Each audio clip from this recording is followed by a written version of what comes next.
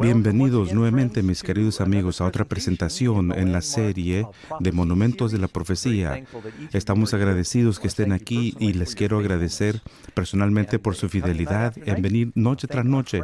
Quiero también agradecer a todos los amigos que están reunidos en todo Estados Unidos, en Europa y otras partes del mundo. Nos da gusto que se unan a nosotros con este estudio. La presentación de esta noche es una que realmente estoy combinando dos estudios en uno, tratando con el tema de profecía de más largo tiempo y el santuario, basado en dos capítulos, en Daniel, el capítulo 8 y también el capítulo 9. Son profecías muy importantes. Lo hemos titulado Monumentos de la Profecía, y uno de los monumentos más importantes del mundo es el Taj Mahal. Es un edificio hermoso, espectacular en su diseño y arquitectura, construido en el siglo XVII. Se requirió 20 años para construir y unos 20,000 obreros fueron involucrados en varios años. La esposa del emperador murió en el parto de su 14º hijo. La amaba tanto que quiso hacer algo que podría conmemorar su amor por ella. Así que él consiguió los mejores arquitectos del reino y construyó este hermoso edificio. Lo que muchos no saben es que también lo percibió como un lugar donde las personas pudieran conseguir redención. Cuando él dedicó el edificio, fue el emperador Shah Jahan, lo declaró con estas palabras: si el culpable buscara asilo aquí, como uno perdonado se libera de pecado. Si el pecado llegara a esta mansión, todos sus pecados serán lavados. La vista de esta mansión crea tristeza en su interior y el sol y la luna derraman lágrimas de sus ojos. En este mundo, este edificio fue hecho para mostrar su presencia, la gloria del Creador. Qué interesante. Habla de un creador monoteísta, y este edificio es un lugar donde alguien puede conseguir un asilo, una ciudad de refugio. Así que no es solamente hermoso, también representaba como un lugar de adoración también dedicado al amor de su esposa. Lo que mucha gente no sabe es que en 1830 los británicos habían programado la demolición del Taj Mahal. Lo iban a desmantelar, iban a vender el mármol en Inglaterra, porque durante ese tiempo nadie cuidaba este lugar y se deterioraba rápidamente. Y dicen, bueno, ¿dónde vamos a encontrar tanto mármol como esto que podríamos vender? Realmente trajeron equipo a este lugar para poder demolerlo, y a último momento recibieron indicaciones de Inglaterra diciendo los precios del mármol en Europa ha bajado tanto que no vale la pena demolerlo. Qué bueno que bajó el precio del mármol en ese tiempo, ¿verdad? De lo contrario, ya no lo tendríamos este lugar. Hay un edificio que la Biblia también menciona, y en ocasiones se llama el tabernáculo, el templo y el santuario. Se encuentra desde el Éxodo hasta el Apocalipsis y se menciona por la mayoría de los profetas mayores de la Biblia. En contexto de este edificio, vamos a aprender mucho acerca de la salvación esta noche y algunas de las profecías más interesantes de la Biblia, aunque se refieren a nuestros días. La lección de hoy, la número 11, tiene que ver con el tema de purificación del santuario. Cuando los hijos de Israel salieron del Egipto y Moisés fue al Sinaí, ¿qué fue lo que recibió? Los 10 mandamientos. Pero sabes que no es lo único que recibió ahí. La Biblia nos dice que el Señor les dio los planos, así como le dio planos a Noé para construir el arca, le dio otros a Moisés para construir el tabernáculo. Esto debiera ser el lugar central de culto en la economía hebrea. Fue un edificio diseñado específicamente que les podría enseñar la manera en que Dios salva a las personas. Aquí hay una foto. Al inicio, cuando iban por el desierto, necesitaban un tabernáculo portátil porque tenían que levantar campamentos, se movían a otro lugar, otro lo armaban otra vez, lo levantaban, se movían, y todos los levitas designados a portarlos sobre los hombros de un lugar a otro. Durante 40 años hicieron lo mismo. Finalmente, cuando llegaron a la tierra prometida, construyeron uno permanente. Pero había algunas cosas que sucedieron aquí que ilustraban el plan de salvación. Había una puerta. ¿Cuántas formas de salvaciones hay? Una. Él es la puerta, el camino en la vida. Él dice, yo soy la puerta. Él es el Cordero de Dios. La gente traía su Cordero por esa puerta. Y lo primero que sucedía ahí en la entrada es que había un sacrificio.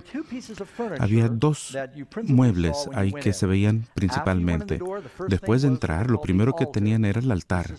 Y es ahí donde se realizaba el sacrificio. Se quemaba y presentaba a Dios. Y eso representa la cruz. El siguiente mueble era la fuente. Y es donde había agua. Y entonces se lavarían allí antes de llegar al lugar santo. Así que en Egipto, los hijos de Israel, antes de su liberación, sacrificaron el cordero y luego cruzaron el Mar Rojo, y ese es el símbolo del bautismo, y eso lo dice Pablo en 1 Corintios 10. Fueron bautizados en el mar, bajaron por el Mar Rojo, y eso simbolizaba el bautismo. Jesús es el cordero y es la piedra, y Él es el agua viva. Todo lo que vemos en el tabernáculo nos habla de Jesús. Entonces uno llega hasta el lugar santo, que es la primera habitación del tabernáculo, y los tres tabernáculos en el desierto, el portátil, el hermoso creado por Salomón, y después el que fue construido en tiempo de Ezra y Nehemías tenía el mismo diseño porque fue dado por Dios. Así que es muy importante. Lo primero que vemos al llegar al lugar santo fue una mesa para el pan de la proposición. Jesús dijo, yo soy el pan de vida, ¿verdad? El otro objeto que se veía fue un candelabro con 7 lámparas, y es porque Jesús dijo, yo soy la luz del mundo. Y el tercer objeto fue un altar del incienso, y es ahí donde ponían algo de incienso, y el olor grato traspasaría la cortina al lugar santísimo, el lugar más santo, que representa las oraciones, la intercesión de Jesús. Oramos en su nombre. Así que antes de seguir adelante, vimos 3 muebles en el lugar santo. Son los 3 armas secretas para que tú tengas éxito como cristiano. ¿Lo entendiste? El pan, la luz y el incienso. Es leer la Biblia, el pan de vida. No solo de pan vivirá el hombre, sino de toda palabra, ¿verdad? Dice Dios que brille tu luz y seas testigo, y que necesitas orar, y ese es el altar del incienso. Son las 3 claves de tener una buena relación con Dios. Y ahora cruzamos el velo en lo que se llama el lugar de los santos, y hay solamente una cosa allí. ¿Y qué fue eso? Ese fue el arca dorada del pacto. Y allí, ¿qué había dentro? Los 10 mandamientos. Este santuario es un estudio muy importante para los cristianos del Nuevo Testamento, porque al leer el Apocalipsis, cuando Jesús aparece en Apocalipsis 1, Él está entre los 7 candeleros. ¿Qué significa eso? Son los 7 candeleros del templo. El Apocalipsis capítulo 11 dice, yo vi el templo de Dios que se abrió en el cielo. El tiempo terrenal es una miniatura de un templo muy real que Dios tiene en el cielo. Cuando lees en la Biblia el libro de Isaías, en el capítulo 6, en el año que murió el rey Usías, vi al Señor que sentado sobre el trono alto sublime, y sus faldas llenaban el templo. La visión sucede en el templo. Ezequiel, lo leí hoy en mi devoción personal, capítulo 40, está midiendo el templo. La visión sucede en el templo. Zacarías, Daniel, el contexto de tantas profecías, Apocalipsis, o en el contexto de este edificio. Hay lecciones secretas que podemos aprender acerca de Dios y cómo salva, y aún profecía de este estudio. Así que una de las cosas importantes que sucedió con el ministerio de Jesús, y vamos a ver el inicio de la lección, es el centro de adoración para la nación judía en el tiempo de Cristo fue el templo. Ahora, el templo durante el tiempo de Jesús fue el que había sido reconstruido. Nabucodonosor había destruido el templo de Salomón, que duró como unos 400 años. Nabucodonosor lo destruyó. 70 años después regresaron, y durante el tiempo de Ezra y Nehemías lo reconstruyeron, pero no tenían la misma gloria. Pero entonces llegó un rey judío romano llamado Herodes el Grande. Y era un constructor, le encantaba construir. Él construyó Masada, Cesarea, y muchas cosas se había construido. Y también era bastante duro porque había matado a todos los niños en el tiempo de Jesús. Pero por razones políticas, mostrando que era buen rey, él le volvió a construir el templo, y era un lugar hermoso, y ahí adoraban. Así que cuando vino Jesús a enseñar en el templo, La gente venía y traía sus sacrificios y los líderes religiosos lo habían convertido en un mercado donde vendían corderos, tórtolas, sacrificios. El atrio del templo debía ser un lugar de oración y adoración. Sonaba como un tianguis y como una empalizada de subastas. Todo el mundo peleaba por el precio de los sacrificios y olía mal. Y Jesús llegó un día y dijo, la casa de mi Padre debe ser una casa de oración. Y él está citando el Antiguo Testamento y lo han convertido en una cueva de ladrones. Parecía que le salía fuego de su mirada, dio vuelta a las mesas de los cambistas. Recuerdan haber leído esta historia, haciendo un azote de cuerdas. No menciona haber golpeado a alguien, pero su propia presencia era suficiente. Luego dice en Juan 2:16, quitad esto de aquí y no hagáis la casa de mi Padre en mercado. Note que Jesús dijo, la casa de mi Padre. Al final del ministerio de Cristo, cuando los líderes religiosos rechazaron su enseñanza, Él dijo, he aquí, tu casa queda desolada. Y es muy interesante considerar, hay un cambio. Ahora, veamos la pregunta número 1. Y hay mucho que cubrir. Oren por mí y yo oraré por ustedes. Y voy a hablar rápido y espero que estén escuchando rápido. Pregunta número 1. Basado en la profecía en Daniel 8. Y aquí nos dice, es más, abran sus Biblias, tenemos que mirarlo, vean en sus Biblias, por favor, en Daniel 8. Debemos por lo menos presentar esto antes de entrar a la pregunta. Daniel 8, versículo 1, en el tercer año del reinado de Belsasar, me apareció una visión a mí, Daniel, después de aquella que me había aparecido antes. Vi en visión. Y cuando la vi, estaba en Susa, en la capital del reino de provincia de Elam, y vi en visión, estando junto al río Ulai. Y alcé los ojos y miré, y aquí, un carnero que estaba delante del río y tenía 2 cuernos. Y ahora empieza a tener esta visión. Y está ahí en el río y ve un carnero. Bueno, ¿qué significa esto? Y después hay un macho cabrío. Y si ven el capítulo anterior, dice, estuve en visión y vi un león, y después un oso, y un leopardo. Y mientras meditan el significado de estas cosas, llega el ángel y le explica que estos animales representan diferentes reinos e imperios que tendrán alguna influencia dominante sobre el pueblo de Dios en su reinado. Él predice la historia. En Daniel 2, recuerden que lo estudiamos, presenta un cuadro panorámico de la historia del mundo y sus reinos por medio de esa inmensa imagen metálica. Con frecuencia Dios repite las cosas y usa parábolas diferentes y sueños para dar perspectiva. Así que ahora en Daniel 8, vamos a entrar con esto. Primero ve un carnero al lado del río y tenían 2 cuernos. Y aunque los cuernos eran altos, uno era más alto que el otro, y el más alto creció después. Y vi el carnero que hería a los cuernos al poniente, al norte y al sur, y ninguna bestia podía estar delante de él, ni había quien pudiera escapar de su poder. Y hacía conforme a su voluntad, y se engrandecía. Y mientras consideraba esto, he aquí un macho cabrío venía del lado del poniente, sobre la faz de la tierra, sin tocar la tierra. Y aquel macho cabrío tenía un cuerno notable entre los ojos, un cuerno notable, y vino hasta el carnero de 2 cuernos que yo había visto en la ribera del río, y corrió contra él, y con furia de su fuerza, y lo vi que llegó junto al carnero y lo levantó contra él, y le hirió, y quebró sus 2 cuernos. Y el carnero no tenía fuerzas para pararse delante de él, y lo derribó por tanto en la tierra, y lo pisoteó, y no hubo quien librase al carnero de su poder. Y el macho cabrío se engrandeció sobremanera, pero estando en su mayor fuerza, aquel gran cuerno fue quebrado, y en su lugar salieron 4 cuernos notables hacia los 4 vientos del cielo. Aquí tenemos que hacer una pausa y vamos a regresar a este capítulo, pero quería leerlo directamente de la Biblia. Y vamos a ver el estudio y qué significa esto. La pregunta número 1. Daniel tuvo una asombrosa visión en el capítulo 8, en la cual vio un carnero con 2 cuernos. ¿A quién representa este carnero? Más adelante en el capítulo, el ángel viene con Daniel y le dice, y lo podemos leer en versículo 20, en cuanto al carnero que viste que tenía 2 cuernos, estos son los reyes de Media y Persia.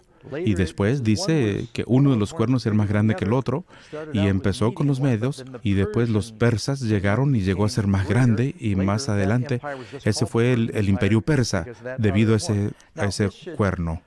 Y esto también debiéramos recordar, que si eres judío, ¿qué hacían al viajar por el desierto? Su ocupación, ¿cuál fue? Abraham, Isaac, Jacob, José, David, pastores. Estaban familiarizados con las ovejas y las cabras. Jesús comparó el juicio con las ovejas y las cabras. Así que en estas dos criaturas, Él ilustra estos dos imperios. Muy bien, vamos a llegar a la pregunta número 2. Luego Daniel vio el macho cabrío con un gran cuerno entre sus ojos. ¿Qué representa esto? Está hablando acerca de este macho cabrío, que es el siguiente reino, y él ataca al carnero. Dice que viene del oeste.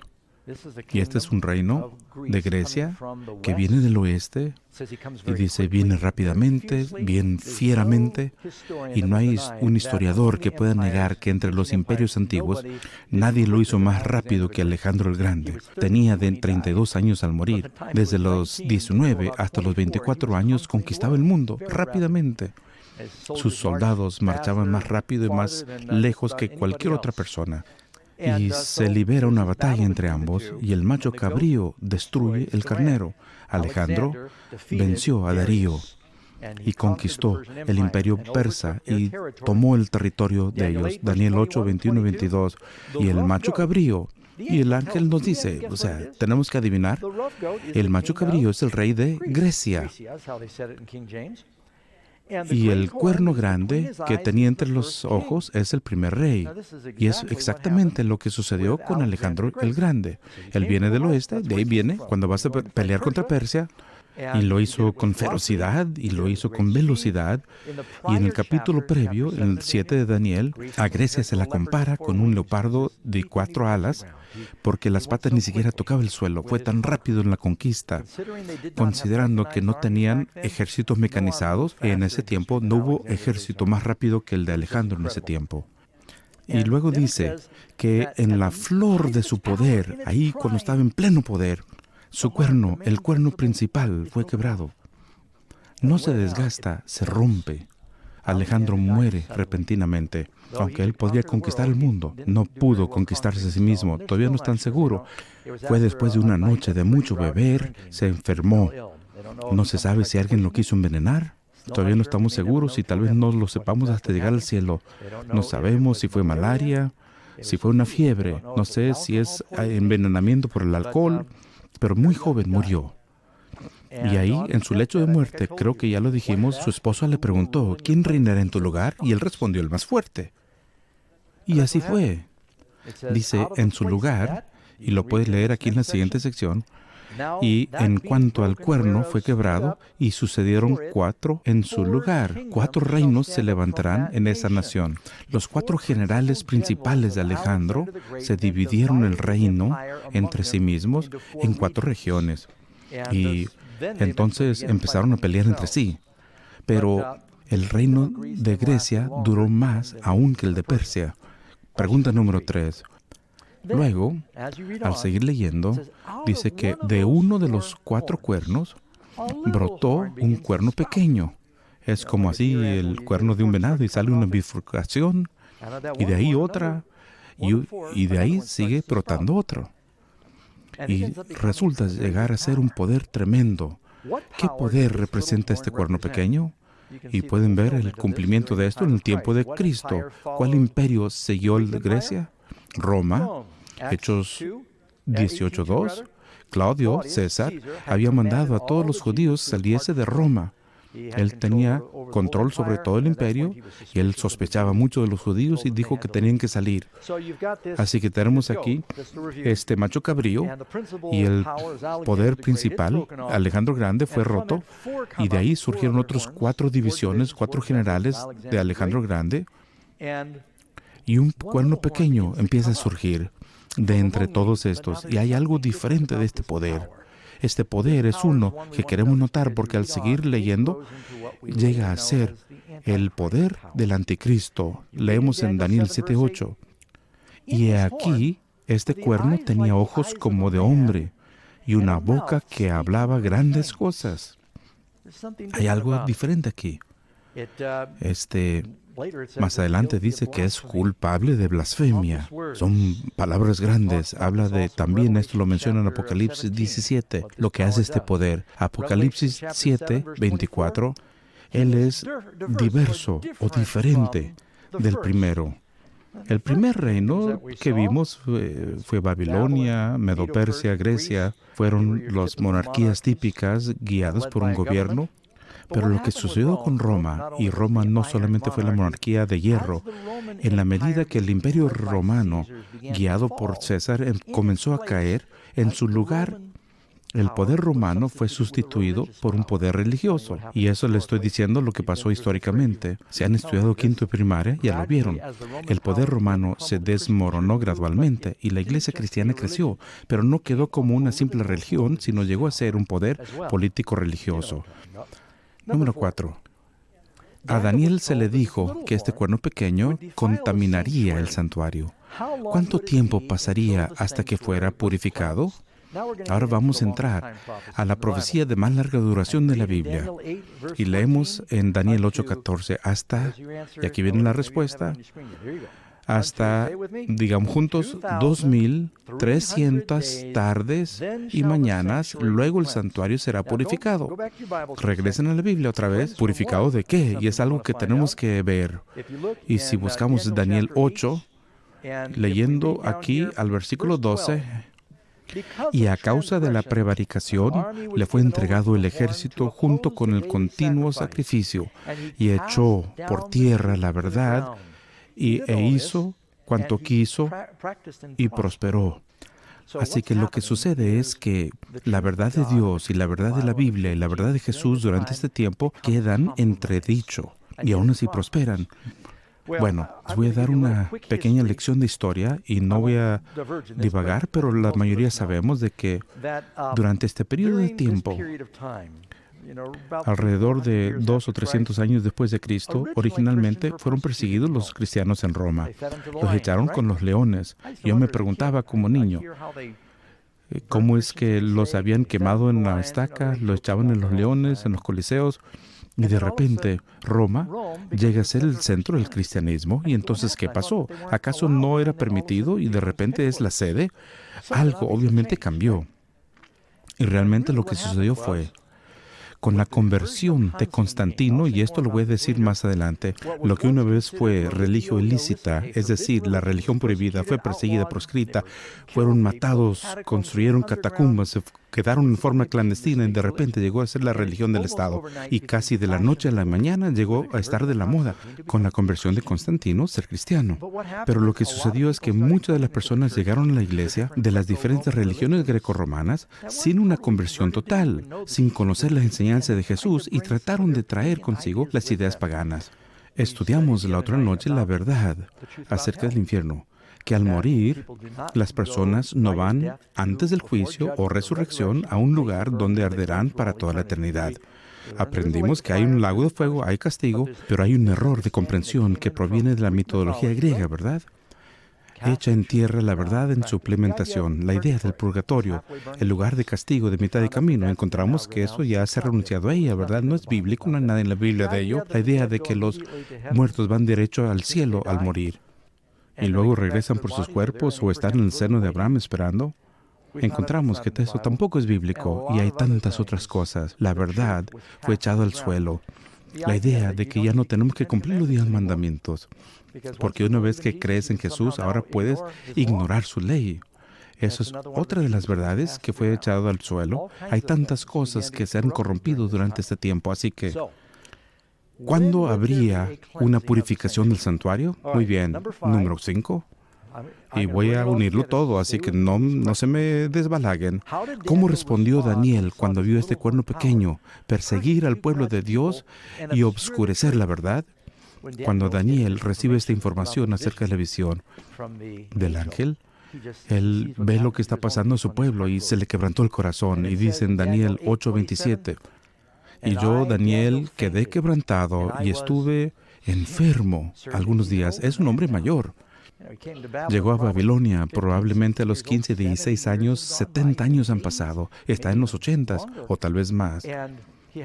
pero tiene una visión muy pesada del pueblo de Dios perseguidos por este poder anticristo. Y realmente, él casi se desmaya y no entiende, pero el ángel sabe que tendrá que regresar a terminar de explicar la profecía. Y termina en Daniel 9. Pero podemos entender, Daniel es un joven. Antes de ser llevado cautivo a Babilonia, bueno, el edificio más hermoso del mundo no era el Taj Mahal en aquel tiempo, ni siquiera los jardines colgantes. El edificio más hermoso era un edificio de miles de millones de dólares construido por David, quien recaudó los fondos, y su hijo Salomón, que realizó la construcción. Tenía salones de oro, pilares de bronce más grandes que cualquier otro del mundo. Eran tan grandes que los nombraron 2 pilares. Y Daniel creció como niño viendo este templo majestuoso. Era uno de las maravillas del mundo. Pero vivió suficiente como para ver que fue destruido. Daniel miró cuando conquistaron a su pueblo. Fue destruido Jerusalén, el lugar que Dios escogió y David había reinado. Fueron llevados de esclavos y muchos perdieron la vida. Y el mayor deseo del corazón de Daniel durante los 70 años que estuvo en Babilonia era: ¿cuándo vendrá el Mesías? ¿Cuándo vendrá el Hijo de David? ¿Cuándo podremos regresar a Jerusalén? Al inicio de Daniel 9, dice en realidad que Daniel leía la Biblia. No tenía la misma Biblia que nosotros, pero él tenía las profecías de Jeremías, de Isaías, David y todos los profetas previos. Daniel leía la profecía de Jeremías. Y dice aquí en el capítulo 9, y se da cuenta que ahí Jeremías dice 70 años y el pueblo de Dios regresará. Y dice: Señor, han pasado los 70 años. ¿Cuándo regresaremos a casa? Ya está aquí el rey de Persia. Y mientras ora, viene con él el ángel Gabriel. Y le dice: Daniel, vengo para darte entendimiento en la visión. Y nuevamente aquí tenemos esto. Y dice: al principio de tus ruegos fue dada la orden y yo he venido a enseñarte, ángel. Y el ángel Gabriel vino a explicar la visión. ¿Cuál visión? La que empezó a tener en el capítulo 8 y desmayó. Así que esta es la que realmente introduce la venida del Mesías, la primera venida de Jesús. Número 6. En el siguiente capítulo, el ángel explica la profecía con mayor detalle. ¿Cuán extenso era este periodo de tiempo no descrito previamente en la visión? Saquen la Biblia y busquen conmigo aquí en Daniel capítulo 9. Vamos a leer versículo 23. Al principio de sus ruegos fue dada la orden y he venido a enseñártela porque tú eres muy amado. Los ángeles son veloces. Al inicio de la oración se envió a Gabriel. Los ángeles no viajan a la velocidad del sonido ni de la luz. Viajan a la velocidad de los ángeles, al del pensamiento. Van rápido, va atravesando todo el cosmos. Al principio de tus ruegos fue dada la orden y yo he venido a enseñártela porque eres muy amado. Y entonces entiende pues la orden y entiende la visión. Ahora no hay visión en el capítulo 9, así que ¿a cuál hace referencia? El que está en el capítulo 8, que no terminó de explicar porque él se desmayó, ¿verdad? 70 semanas están, y aquí estamos, versículo 24, 70 semanas están determinadas sobre tu pueblo. ¿Quién es el pueblo de Daniel? Los judíos. 70 semanas determinados significa que permanecen para tu pueblo. ¿Para qué? Para introducir el Mesías al mundo. Sobre tu santa ciudad. Para terminar la transgresión y poner fin al pecado.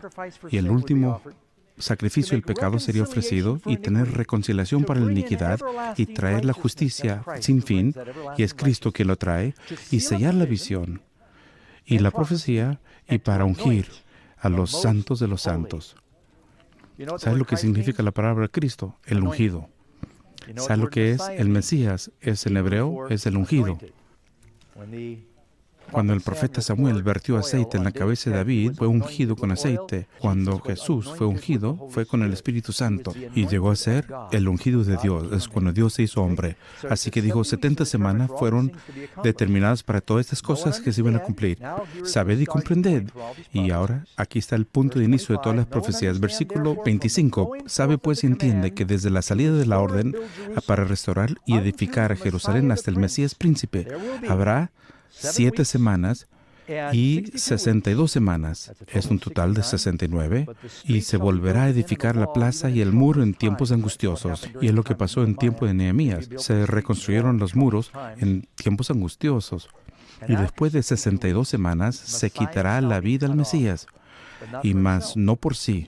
Y el pueblo de un príncipe que ha de venir destruirá la ciudad y el santuario, y su fin será con inundación. Hasta el fin de la guerra durará la devastación. Jesús habla de la abominación que hace la desolación. Y por otra semana confirmará el pacto con muchos. Ahora, el que confirme el pacto, hay dos personas. Uno, tenemos el Mesías, el príncipe que viene, y el otro, el príncipe que viene a destruir. 27. Regresa al Mesías otra vez, al príncipe, y por otra semana confirmará el pacto con muchos, y a mitad de semana hará cesar el sacrificio y ofrenda.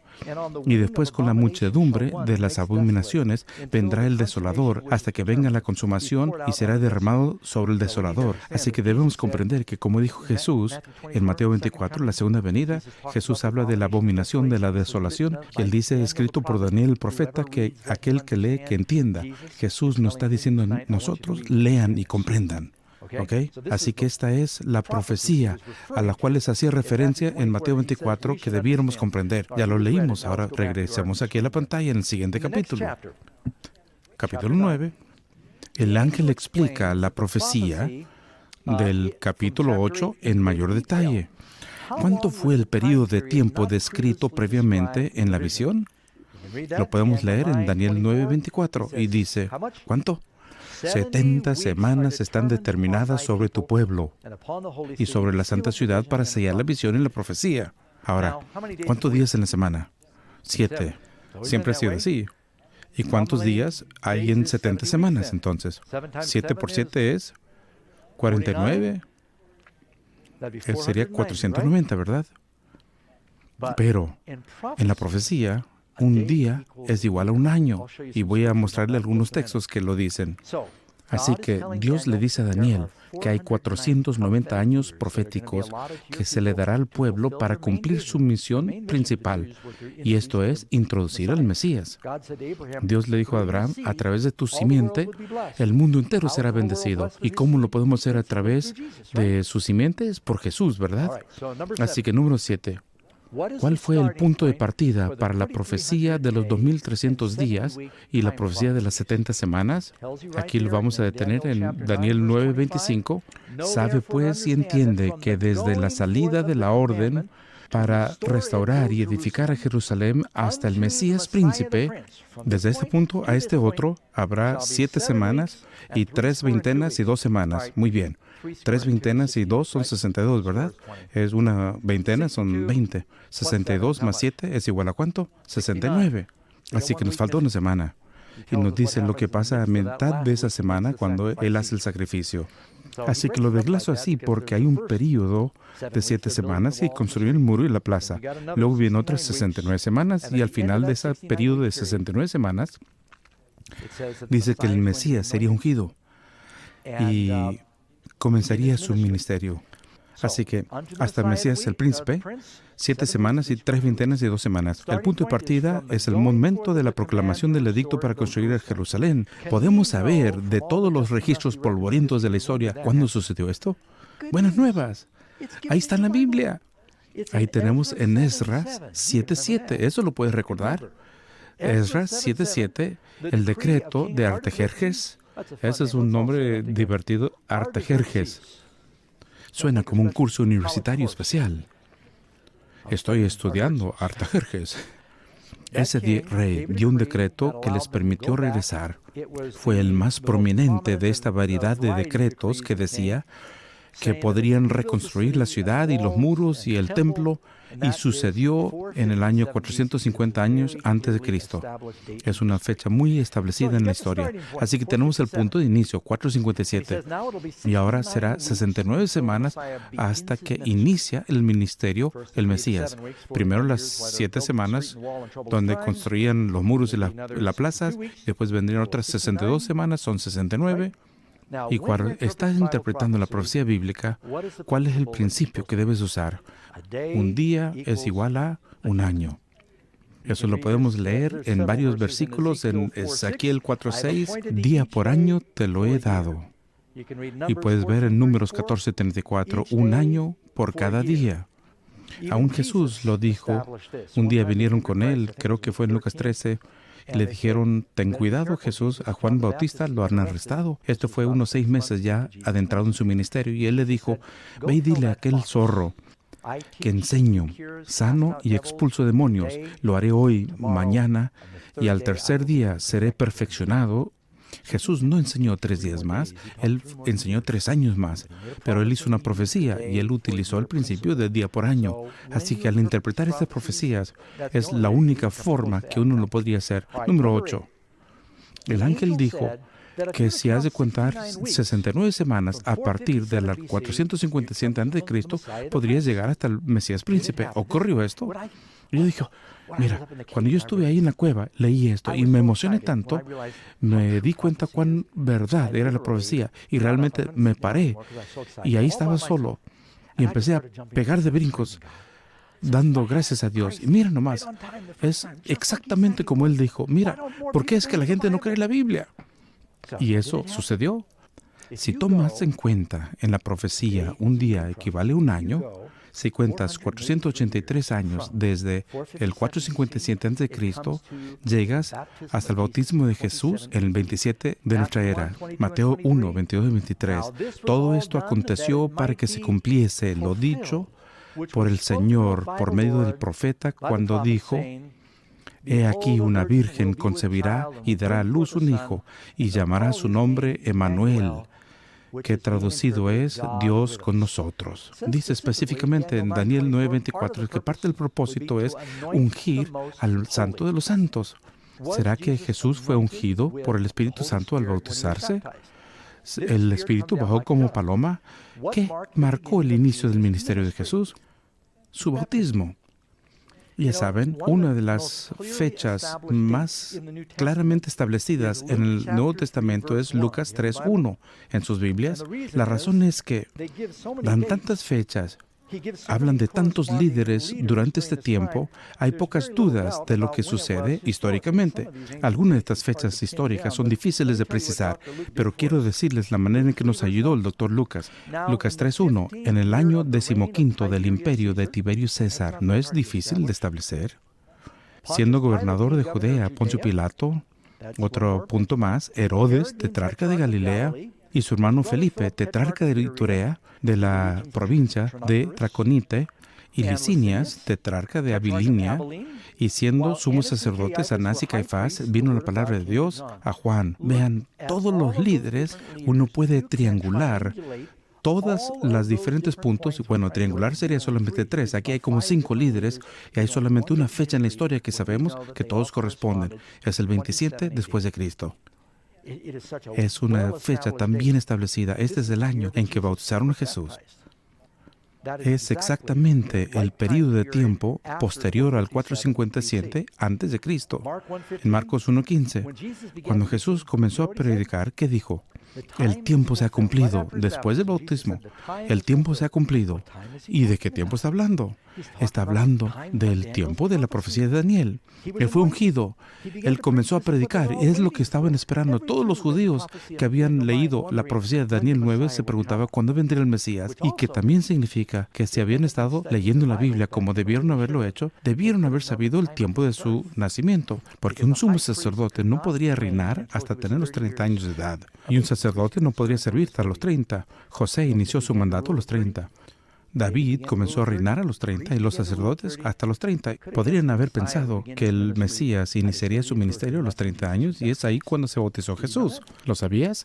Cuando Jesús comenzó a tener 30 años de edad, también en Lucas. Todo lo que tienen que hacer es contar ese atrás del momento de la unción y decir, bueno, aquí es cuando nació. Así que tenemos un par de gráficas que presentaremos para repasar lo que hemos estudiado. Primero, sabemos que de 457 tenemos 69 semanas, que eso serían 483 años hasta el momento de su bautismo, y esto sería el 27 después de Cristo. Sucedió justo a tiempo. Y luego nos dice que esto es cuando inició el decreto con Artajerjes, y hasta el momento de la unción de Cristo comienza su ministerio y su trabajo público, pero hay una semana más. ¿Notan? Dice 70 semanas serán determinadas para el pueblo. Y aquí tenemos 67 semanas. ¿Qué pasa con la última semana? Dice que por una semana confirmará el pacto con su pueblo. La última semana es el tiempo de la confirmación del pacto con su pueblo. Así que tenemos las profecías de tiempo, tenemos el decreto y quisiera estar bien con mis diapositivas aquí. Entonces tenemos el bautismo de Jesús. Lo vemos aquí en la pantalla, 27 después de Cristo, que conforman las 69 semanas proféticas. Nos hace falta una semana más que se lleva a cabo después de esto. Vamos a la pregunta número 9. ¿Qué era lo siguiente que ocurriría en la profecía? Y lo podemos leer allí en Daniel 9, versículo 26 y 27. Y después de las 62 semanas se quitará la vida al Mesías, mas no por sí. Entonces, ¿para quién fue? Para ti, para mí. Fue cortado de la tierra de los vivos. Jesús entregó su vida en la flor de su juventud, murió por nosotros. Después de eso, el Mesías sería cortado. ¿Sabes? Esto es algo que muchos de los líderes religiosos no comprendían y lucharon con ello, porque deseaban un Mesías que viniera a ejercer su poder, una combinación del rey David y Sansón, y derrotar a los romanos y convertirlos en un imperio mundial. Tener un Mesías que venga a morir como cordero no encajaba bien con lo que ellos soñaban y esperaban. Y sigue diciendo, y confirmará el pacto con muchos por una semana. Y a la mitad de la semana hará cesar el sacrificio y la ofrenda. Muy bien. Quiero hacer una pausa aquí rápidamente. ¿Tienen las Biblias?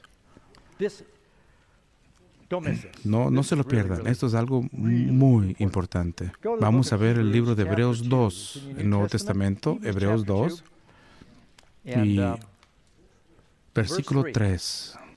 ¿Cómo escaparemos nosotros si descuidamos una salvación tan grande, cual habiendo sido anunciada primeramente por el Señor durante 3 años y medio, el ministerio de Jesús, y fue confirmada por los que oyeron?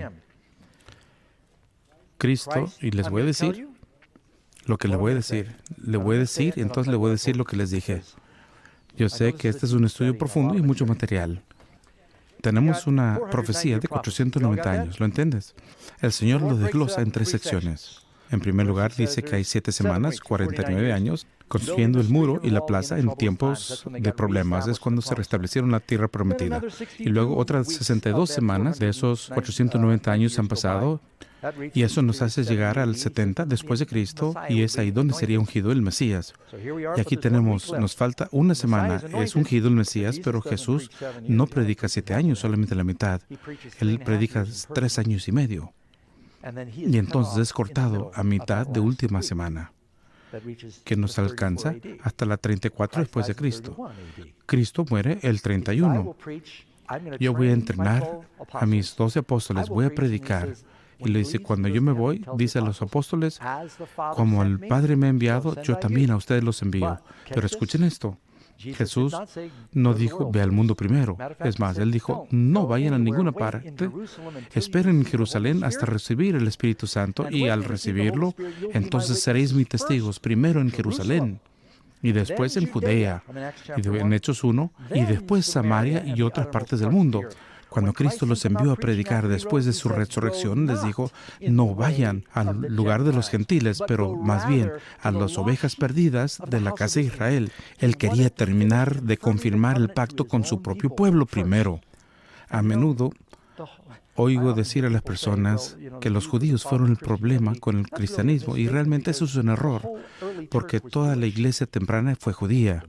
La Biblia que leemos proviene de los judíos, los apóstoles eran judíos, y cuando el día de Pentecostés, millares fueron bautizados, y dice en Hechos 2, no estaban en Jerusalén, pero eran judíos de todas las naciones. Así que el Señor cumplió su promesa con Abraham, diciéndole, voy a confirmar el pacto durante 7 años. 3 años y medio por el Mesías será cortado, y luego los otros 3 años y medio por medio de aquellos que lo escucharon, los apóstoles. Y es lo que leímos en Hebreos, lo confirmó. Y luego lo hizo también a través de aquellos que lo habían escuchado, ¿verdad? ¿Recuerdan cuando Jesús murió en la cruz? ¿Qué fue lo que pasó en el templo en ese tiempo?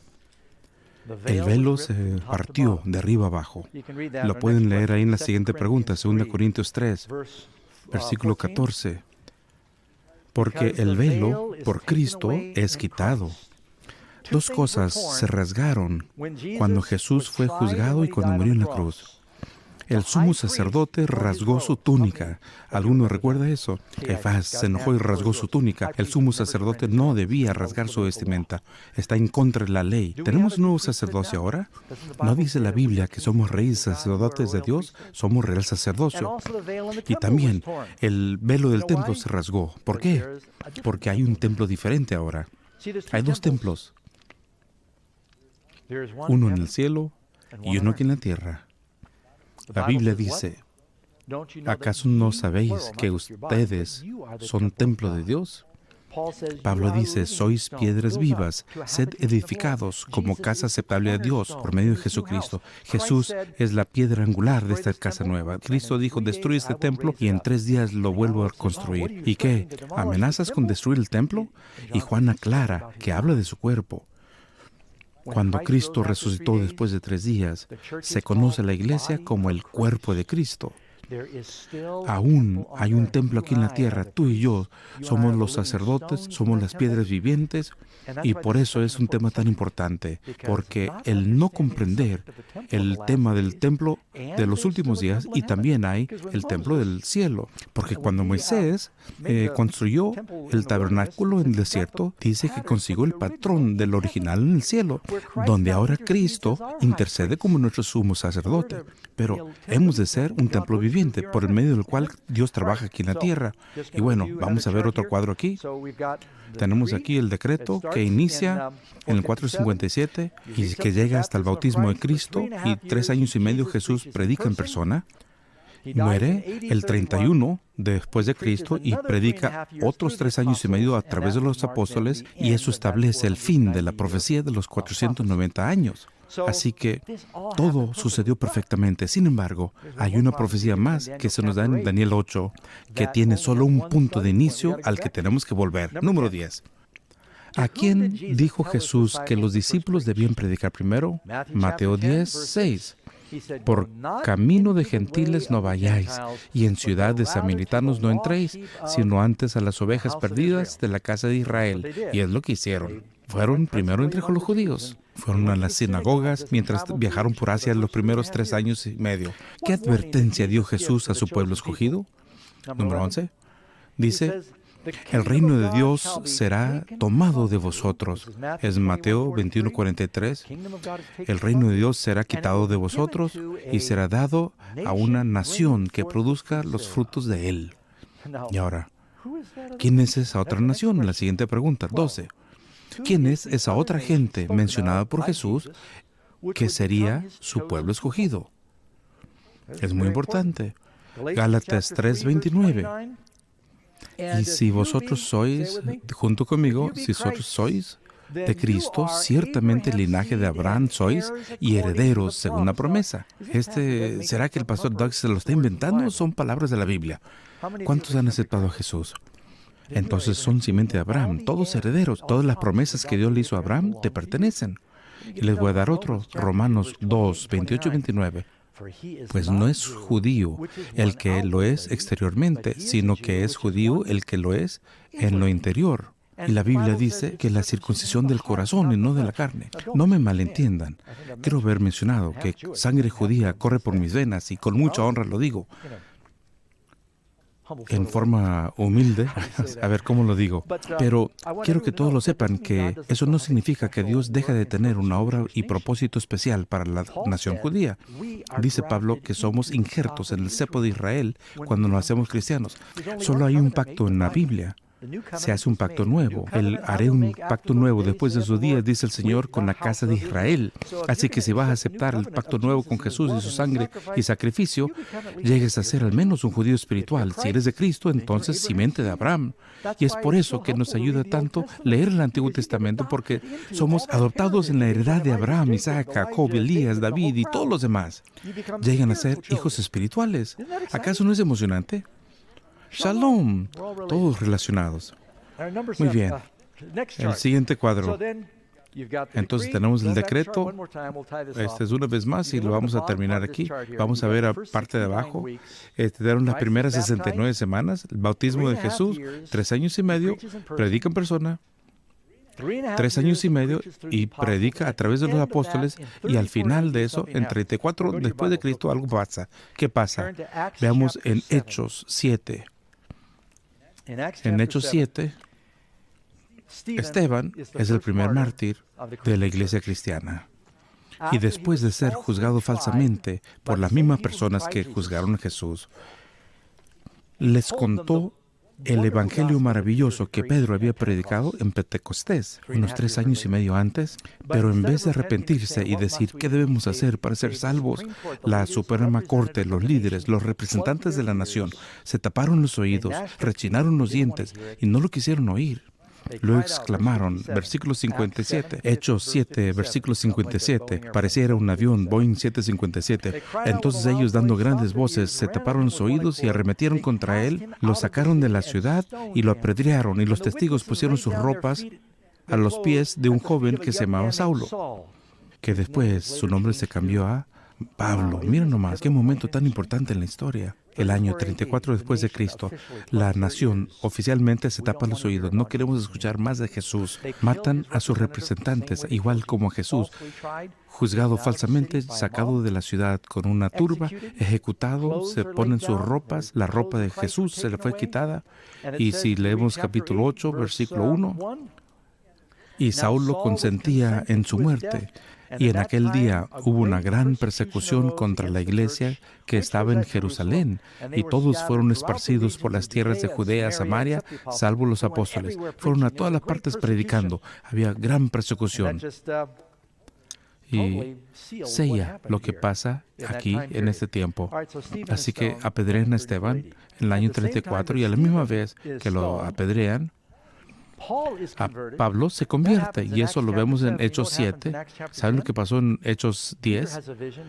Pedro tiene una visión y lleva el evangelio a los gentiles, a Cornelio y a su casa, y ellos dejan de predicar a solamente a los judíos. No llames a nadie impuro, sino quiero que todos lleguen a mi reino. Tardó un poco de tiempo para que lo comprendieran, pero número 13, de acuerdo con el ángel que habló con Daniel, ¿qué ocurriría al final de los 2300 días? Respuesta, Daniel 8:14, y le dijo, hasta 2300 días, tardes y mañanas luego, el santuario será purificado. Muy bien, y ahora, iniciando el 457, uno va 2300 y ¿sabes hasta dónde llega? Ese es el periodo de tiempo más largo en la Biblia. Eso nos llega hasta 1844 y nos dice que el santuario sería purificado. Hay una purificación especial, y le voy a decir rápidamente. Una vez al año, el sumo sacerdote pasa al lugar santísimo al final de su año eclesiástico, y simbólicamente realizaba el rito que los limpiaría de los pecados que se habían acumulado durante el año y sus sacrificios. En 1844 sucedieron una serie de cosas importantes, y voy a poner un cuadro aquí. En primer lugar, Dios se dispuso a purificar el santuario en el cielo y empezó a limpiar el santuario en la tierra también. Surgió un movimiento en ese tiempo, y armé una lista de cosas que se me hacían muy interesantes. ¿Sabes lo que pasó en 1844? Por un lado, Charles Darwin escribió su libro, El origen de las especies, y es el nacimiento de la enseñanza de la evolución. En 1844, un tipo llamado Karl Marx, y que de paso Darwin fue hijo de pastor, Karl Marx escribió el Manifiesto Comunista. Es el inicio del comunismo y que llegó al ateísmo, las dos cosas juntas. El primer mensaje electrónico fue enviado. Un tipo llamado Samuel Morse, del código Morse. ¿Sabes cuál fue el mensaje? Lo que ha hecho Dios. Se fundó la YMCA, José Smith fue asesinado, la fe Bahá'í, al estudiar Daniel 8, la misma profecía, llegaron a la misma fecha, pero dijeron algo totalmente diferente sucedió. Y es interesante, otros grupos. Joseph Smith viajó, más bien Wolf viajó alrededor del mundo. Un tipo llamado Joseph Wolf, un predicador judío, y el movimiento que les trae esta serie realmente inició en aquel tiempo, porque en 1844 los cristianos del mundo entero pensaron que Jesús vendría y lo llamaron el Gran Movimiento Adventista. No tenía nada que ver con la iglesia adventista porque no existía. La palabra advenimiento es venir. Pensaban que Jesús vendría. ¿Cuántos habían oído esto antes? Lo llamaron movimiento milerita. Eran bautistas, metodistas, presbiterianos, congregacionalistas, y cuando Jesús no vino, dijeron, mira, no es la voluntad de Dios que tengamos tantas diferentes denominaciones. Tenemos que hacer un lado de nuestras diferencias, estudiar juntos y ver dónde nos hemos apartado. Y de repente el Señor comenzó un movimiento que los unió nuevamente en la palabra de Dios. Y eso se convirtió en un movimiento que ahora comprende 17 millones de personas en el mundo entero y ayudan a patrocinar estas reuniones que están recibiendo ahorita. La gente dice que los cristianos en los últimos días necesitan regresar a la Biblia. Apocalipsis nos dice que hay 7 iglesias. La última de ellas se llama como la Odisea. ¿Sabe lo que significa? Un juicio del pueblo. Y entramos a la última fase de la historia de la iglesia en 1844. Y vaya que han cambiado las cosas desde entonces en la industrialización. Y miren, mis amigos, todavía me queda lección y ya se me acabó el tiempo, pero quería cubrir tanto como pudiera de este material. Les dije que iba a ser intenso, pero quiero decirles que Jesús nunca ha fallado. Mira, Jesús vino justo en el momento cuando había sido profetizado. Algunos posiblemente tengan preguntas sobre este tema, pero ojalá y me puedan escribir las preguntas. Déjenme saber lo que piensan. Mis amigos, el propósito de este mensaje, el propósito entero es que nos involucremos en la purificación que sucedió en el santuario. Es donde se lavó el pecado. ¿Quieres esa experiencia? Es mi oración. Si Jesús vino a tiempo la primera vez, así como lo profetizó, y dijo, vendré otra vez, y creemos en su palabra, amén. Pidámosle que nos ayude a estar listos. Amén.